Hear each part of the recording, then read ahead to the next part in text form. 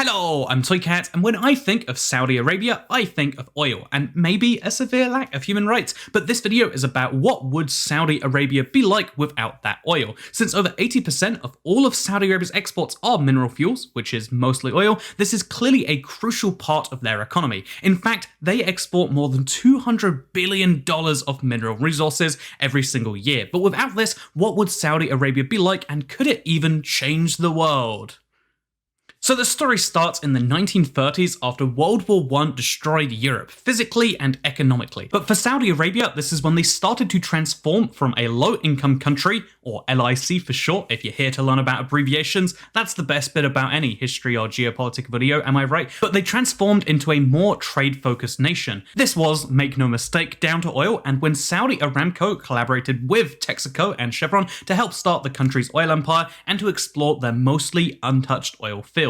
Another country which has been affected by oil is Venezuela, but perhaps in not such a good way. Venezuela is heavily corrupted and recently suffered one of the worst hyperinflation disasters the world has ever seen. Maybe without oil, the level of corruption would be nowhere near as bad, and it's one of the examples of where oil sort of ruined a country's prospect. And this really can't go without being overstated in a video, because Venezuela is literally sitting on the world's largest reserves of oil. They have the resource the entire world runs on. The entire world is demanding this resource from them, but in spite of that, many of their citizens are starving. Many of their citizens have had their entire life savings wiped away by the hyperinflation, which, you know, not just regular inflation, not just really big hyperinflation, inflation in the millions of percent. It really, you know, when we talk about this, it can't be oversaid that, like, Venezuela is the country version of the tale about how winning the lottery is really a bad thing because it starts to mess up your life and your conception of wealth.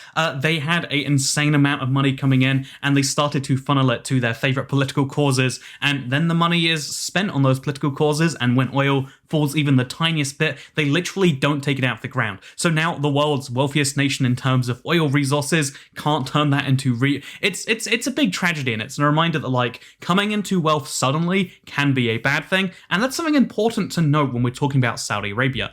The country went from being an economy of $5 billion US in 1970, and now if we take 2019, less than 50 years later, because GDP stats, obviously 2020 is going to be a bit of a bad year to compare for any country, but 49 years after being $5 billion, they went up to $779 billion. That is a almost 200-fold increase in just 50 years. Do you think that the people of Saudi Arabia got 160 times more productive, or do you think that maybe there's something else to that I think we should get back to, by the way? So in 1949, Saudi Arabia's economy had started to grow rapidly already, and they were producing 500,000 barrels of oil every single day. However, this wasn't much compared to the 5 million barrels the US was producing at the time, but they were catching up at a very rapid rate. If we look at just a few years later, in 1954, they'd already gone to 1 million barrels of oil a day, and this was in part fueled by the Trans-Arabian Pipeline. Was fueled there a pun, do you think? Did I let someone write me a script for this video, and then they just turned fueled into a pun?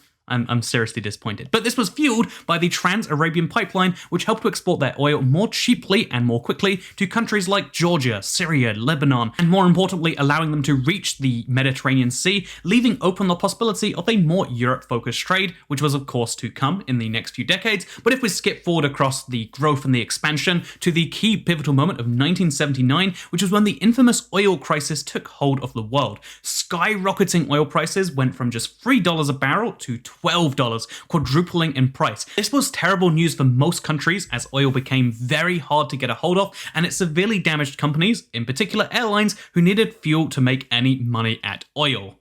Is that a typo, or was that another terrible pun? Needed fuel to make any money at oil? What? You spent hours typing on this and you decided that was a good pun? You did all the research about Saudi Arabia and you came to the conclusion that the phrase airlines who need fuel to make any money at oil is a valid sentence? You know, I need to fire this person. So one country not short of money at the time was Saudi Arabia, whose main oil company, Saudi Aramco, was profiting hugely off the price boom. Saudi Aramco, by the way, was at time of offering the most valuable corporation in the world when they went public in 2019.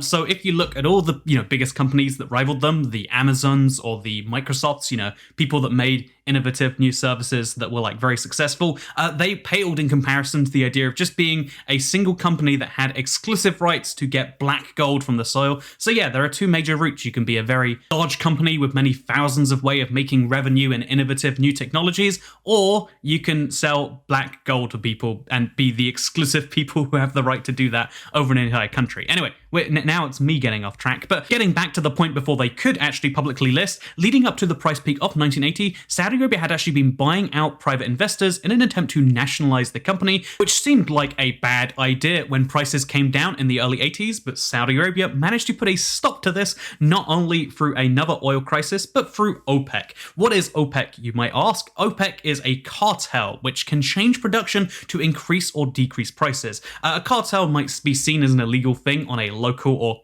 country level, but on an international level, it's entirely okay. Lots of countries, in fact, all of the oil producing for easy cash nations decided to actually get together and make a cartel which allowed them to change the supply, therefore affecting the price. As anyone who's done basic economics knows, there are two levers that affect price: demand and supply. Lower supply with the same demand leads to an increase in the price because the demand is now higher than the supply and people need to outbid each other to buy the oil. It's the simplest way to put that. This is what has kept oil prices so high over most of the last 50 years and indeed has led to the success of many countries, including Saudi Arabia. And, it's effectively having a lot of natural resources and knowing how to deal with them. But what about today? Well, things are a little different to how most people imagine them. And while Saudi Arabia is still doing well, its oil economy is starting to struggle. And they have taken out huge loans to cover up their GDP deficit, which might work in the short run, but is a terrible idea in the long run because eventually they will have to pay back these loans and eventually will run out of government bonds to sell. Over the next 20 years, we will see how Saudi Arabia handles their situation, whether that involves a new fresh demand for oil, whether that involves selling out to China or another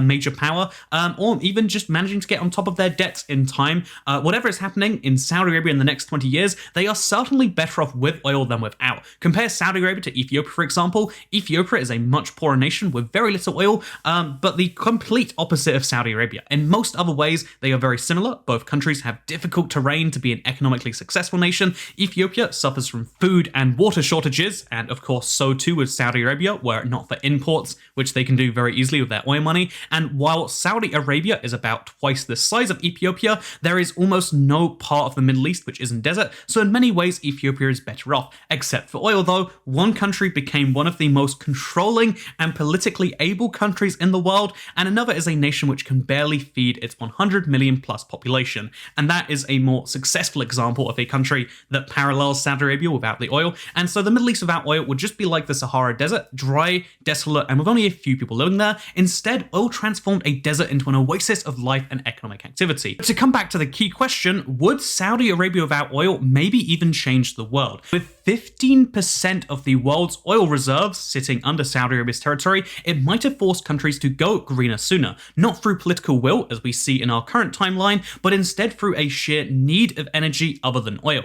It might have sped up the popularization of electric cars, for example, or could have just made people get it from somewhere else. I mean, natural gas and nuclear are the two clear choices to point to here, but there is a darker side to the story though. Countries like the UK and America, for example, sell billions of dollars in weapons to Saudi Arabia in return for oil, which a little bit of a misnomer here in the script, but like even though effectively there are weapons being sold and also there is oil being exchanged, they are both sold for currency. It's just the currency is then usually used to buy the other thing, right? I mean, we don't live in a barter-based economy where it's like Saudi Arabia, we've got weapons, you've got oil. How many barrels of oil are you willing to give me for an AR-15? Even though the America's imperial system does make it sound like that sometimes. Anyway, with that said, it's worth mentioning this exchange, of course, couldn't happen without oil. I mean, how many barrels of oil can you give me for an AR-15? Oh, you don't have any oil? Guess you're not getting some of these weapons. And it also would have made things politically easier because making enemies of Saudi Arabia is much harder to do in a timeline where they do have oil than one where they don't. This means that the Middle East would have certainly been a less hostile place, with examples such as Yemen not being able to be caught up in a conflict where Saudi Arabia is using weapons they buy from the quote-unquote West, and it's a big problem, and Saudi Arabia is not much other than its oil. It's only a few $1 billion a year made through non-petroleum exports. This might sound like a lot, but in comparison, the USA exports around $1.6 trillion. Not billion, trillion. Also, without the early collaborations of Chevron and Texaco, they might be in a position like Chad. Chad has a decent amount of oil, but can't afford to refine it, meaning they have to sell crude oil and then buy back refined oil. With proper investment, they could get more oil out of the ground and start to really grow their GDP, but if you look what happened to Saudi Arabia, maybe that's not such a good idea. Saudi Arabia is just lucky to have so much oil and is basically just a giant desert. Well, a giant desert which still has whipping, and unlike its much more modern neighbors, atrocities like this are commonplace still to this day. The country is also hugely corrupt, with the royal family handing themselves huge piles of money from these state reserves, while many in the country cannot afford to eat. The wealth gap is staggering, and although oil might have helped the people at the top, it has certainly boosted inequality for those at the bottom. And that is something that you kind of have to take into account with natural resources. While things that private citizens do for themselves, maybe you can make an argument as to whether it benefits the nation or not, things that are just natural resources that sit under everyone's feet, the way that you distribute that is something that many countries come to different solutions to. But I think it goes without saying that Saudi Arabia chooses one of the worst, something you could argue they would avoid without the natural resources. Would they be better off? I mean, Saudi Arabia is looking to transition to a country without natural resources, or at least without being reliant on them. And, this is something they have only been able to do because of the huge piles of money that have been, building up as a result of selling those. Whereas many countries, getting from being low income to middle income to high income is a huge struggle with each and every rung. So having a little bit of a head start to being a high income country is something I'm sure they appreciate. So to go back to that earlier example of the lottery, some people, when they win the lottery, they just don't realize the value of money. They have a seemingly infinite amount and they blow it all and they're desolate, and it's worse than if they hadn't won the lottery. But some people, when they win the lottery, they invest the vast majority of it. They buy themselves a small nice gift like a car or a house, and then they live off the investment income for the rest of their life. And Saudi Arabia, and indeed most of the Middle East, falls into that second category. I really can't finish this video without mentioning, here is Dubai in 1970, here is Dubai today, here is Saudi Arabia's capital in 1970, here is Saudi Arabia's capital today. A huge head start the natural resources will get you is something that can't be understated, and perhaps that's something I want to dive into more of the second video I'm going to be doing on this channel. But for now, I want to thank FatChicken22 for writing a script for this.